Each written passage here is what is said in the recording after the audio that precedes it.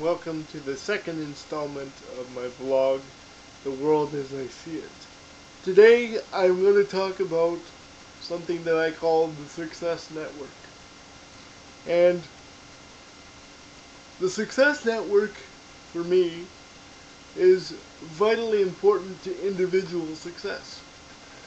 And in fact, I would argue that there is no such thing as an individual achievement. And that is because I believe wholeheartedly that we cannot achieve any goal that we set for ourselves unless we have a supportive network of people around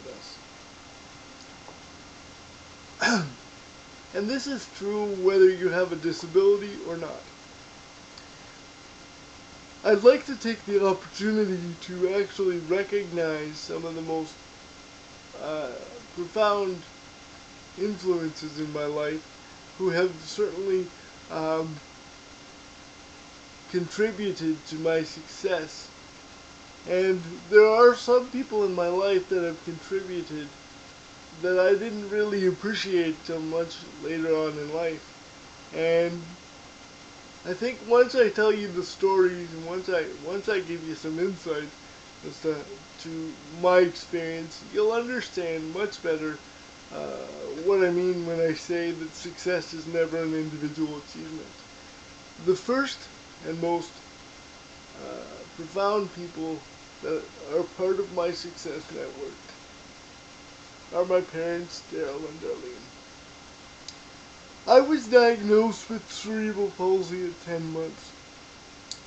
And it wasn't until my mother forced the doctors to give her a diagnosis that we actually found out. She had had 2 children previously, and she knew because I wasn't sitting up properly at 10 months. I wasn't rolling. I wasn't meeting the milestones that the other 2 children had at the age I was. So she knew something was wrong, and she went to the doctors and forced him to essentially give her a diagnosis that she had already found on her own through a lot of research, but it was official at 10 months. And at that age, right then and there, my parents made a decision to ignore the prognosis of the doctors and try to give me the best possible life and give me every opportunity to succeed. The doctors told my parents I would be nothing but a vegetable. I probably would never be able to talk or feed myself, and I probably wouldn't have very high cognitive skills. Obviously, as I sit here today, you can see that their prognosis was very wrong, and couldn't be further from the truth. But I think it was due to my parents' foresight and their ability to see that they needed to lay the foundation to give me the skills and the tools that I needed to succeed later on in life. Something that I'd like to highlight is someone that initially when he came into my life I didn't like him very much. I thought he was mean. I thought he didn't really understand me. And I thought he was pushing me really hard, and I really, really didn't like him. It was a grade 10 English teacher. And his style of teaching was to have students do a tremendous amount of oral presentations in front of their peers. Yeah. You can imagine at this stage in my life I was highly self-conscious. I really didn't want to be the center of attention. I knew I was different from my peers, and I seriously did not want to be the focal point in a classroom. So I made up every excuse in the book. My back's sore, I can't do it. I have severe back spasms, I can't talk clearly. I used to make every excuse in the book because I really didn't want to do this. And one day he pulled me aside and he said, "Listen, I know you're disabled and I know this is difficult for you, but you're going to have to figure out a way to push your way through this, because I'm not going to give up on you. And I'm not just going to give it to you because you are disabled." But it wasn't until a couple of years later I finally understood what he was trying to do. And he was actually trying to teach me a life lesson that I think is extremely important, and that is that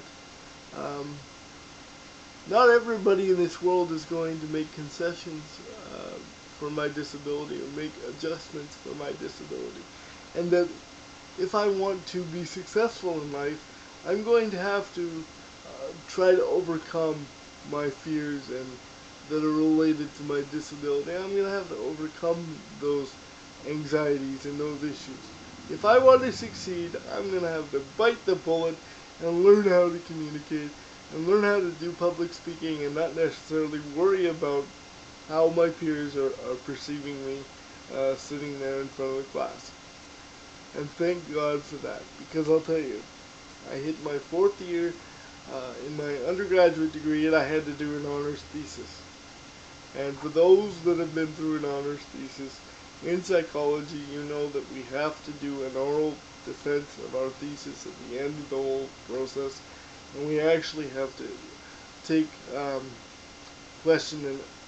questions from faculty members who are trying to basically pick your study apart and have you think on your feet and be able to defend your results. And I held my own in that situation and did very well in my defense.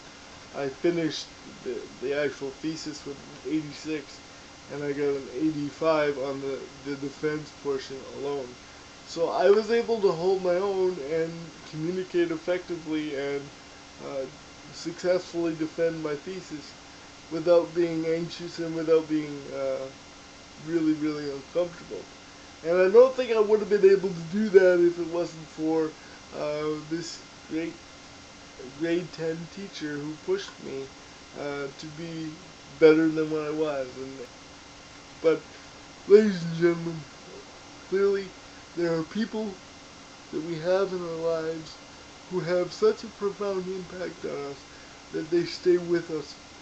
And those are the type of people that we need to remember and we need to appreciate, because those are the people that make it possible for us to succeed in life.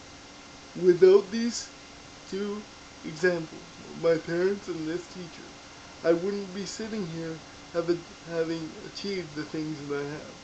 I'm a university graduate, a father of 2 children. I have competed for Canada at the Paralympic Games in Sydney, Australia. All of these things were possible not only because of my hard work, but because of the support of my family and teachers like Mr. G and others. So that's what I mean when I say success is never an individual achievement, because everyone in our success network contributes to our success. And it is up to us to understand what their contribution is. Even those who are negative towards us, even those who say to us we can't achieve the goal we set out to do, we have a choice to turn that negative attitude around and say, oh yeah, I'm going to use that as a motivating factor to prove you wrong. Because trust me, I've had a lot of people who have doubted my ability, and I have used their lack of support as motivation to succeed and prove to them that they were wrong about me. So that is my perspective on the world as I see it. I hope you enjoy the second edition of my vlog, and I hope that you will continue to come back and view them as they are posted. A shout out to the 2 people that have already subscribed to my videos. Thank you, you guys. It's pretty sad that the first video was so horrible, and I apologize. But the next ones to come will be even better than this one. I'll get better as time goes on. So thank you very much. Send those comments and questions, and we'll talk to you soon.